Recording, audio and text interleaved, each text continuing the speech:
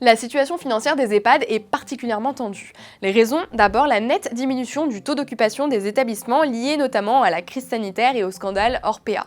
Entre 2019 et 2023, le taux d'occupation est passé de 93 à 89% selon les calculs de Matière Grise. Cette baisse a un impact direct sur les ressources financières des établissements. Moins de personnes âgées accueillies signifie aussi moins de dotations versées et moins de contributions des résidents. La baisse du taux d'occupation est combinée à l'inflation, à la hausse des charges salariales et à une tarification inadaptée des EHPAD qui ne permet pas de compenser les coûts croissants. Résultat, un nombre record d'établissements se trouve en situation de déficit. D'après la DGCS, en 2023, 66% des EHPAD étaient déficitaires contre seulement 27% en 2020, tous statuts confondus. Les EHPAD, contraints de réduire leurs dépenses, investissent moins dans les équipements et sont contraints de diminuer leurs effectifs, ce qui compromet la qualité d'accueil des résidents. Pour venir en aide aux EHPAD, plusieurs solutions ont été mises en place. Le fonds d'urgence, créé en 2023, doit être reconduit et renforcé en 2025, passant de 100 à 300 millions d'euros. Autre dispositif, le tarif différencié. Assoupli par la loi Bien vieillir de 2024, il permet aux EHPAD habilités à l'aide sociale de faire payer davantage les résidents les plus aisés. En clair, les établissements pourront proposer deux tarifs,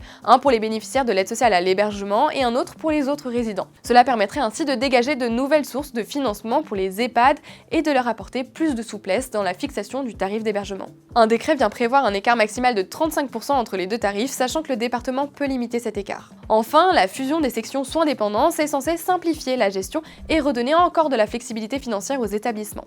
L'expérimentation devrait commencer en juillet 2025 alors qu'elle était initialement prévue pour janvier. En attendant la mise en œuvre de ces dispositifs et leurs éventuels effets, la survie de certains établissements est en jeu. Les professionnels ne cessent de tirer le signal d'alarme, ils demandent d'aller plus loin et plus vite par rapport aux expérimentations et surtout de revoir les financements qui ne tiennent pas compte des diverses crises en cours. Pour en savoir plus, vous pouvez lire notre enquête « En panne de financement, les EHPAD en péril ». Et pour continuer à suivre l'actualité sociale et médico-sociale, rendez-vous sur le mediasocial.fr.